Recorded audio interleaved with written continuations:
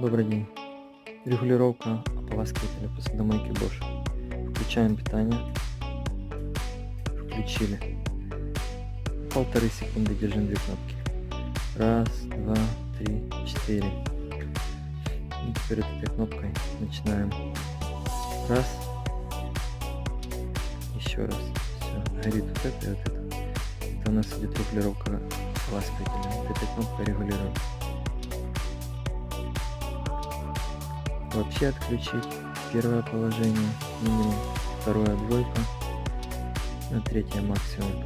Всегда ставить единичку. Нажимаем старт, сохраняем. Все. Сохранено. Теперь выключаем.